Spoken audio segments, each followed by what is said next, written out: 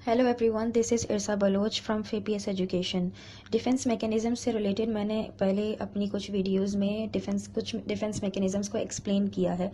This video is about displacement and sublimation, जिसमें मैं इन दोनों को डिफाइन करके फिर उनका डिफरेंस भी बताऊंगी।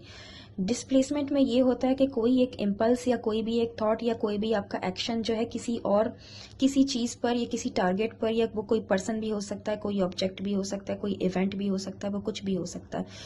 उसमें ये होता है कि आपका कोई इंटेंशन या कोई भी इम्पल्स उस एक पर्टिकुलर ऑब्जेक्ट या इवेंट या पर्सन से रिलेटेड है, लेकिन आप उस चीज़ को डिस्प्लेस करते हो किसी और पे।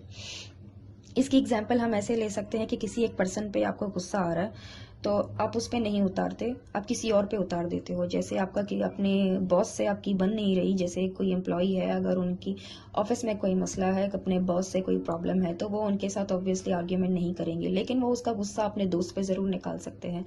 तो मतलब कोई पावरलेस या लेस थ्रेटनिंग ऑब्जेक्ट या लेस थ्रेटनिंग पर्सन जो आपको लगेगा, उस पर आपका वो जो है एक्शन होगा, या जो भी आपका नेगेटिव बिहेवियर होगा, वो सारा आपके किसी और पर्सन पे निकल जाएगा। So that is displacement. उसका ज़रूरी नहीं है कि कोई आपको पर्सन ही मिले तो आप उसी पे निकालोगे, वो उसका सिंबॉलिक सब्स्टिट्यूट भी हो सकता है। जैसे आपके किसी फ्रेंड से आपका झगड़ा हो गया, आपको उन पे गुस्सा आ रहा है, लेकिन आपको फ्रेंड पे गुस्सा नहीं निकालना, तो आप उसकी किसी दी हुई गिफ्ट पे अपना गुस्सा निकाल सकते हो। दैट इज़ ऑल्सो सब डिस्प्लेसमेंट। ना व्हाट इज सब्लिमेशन? सब्लिमेशन भी एक डिफेंस मैकेनिज्म है, जिसमें आप अपने किसी एक्शन को या अपने बिहेवियर को या अपनी एंजाइटी को या अपनी कोई भी नेगेटिव एनर्जीज को कंट्रोल करने के लिए क्या करते हो।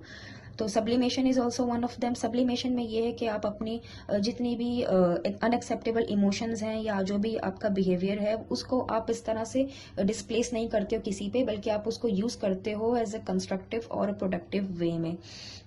उसकी एग्जांपल ये हो सकती है कि आपको किसी पे गुस्सा आ रहा है, तो आपने किसी पे गुस्सा नहीं निकाला अपना, लेकिन आपने उसको एज अ प्रोडक्टिव टूल, आपने उसको as a productive fuel, as a constructive tool आपने उसको यूज किया।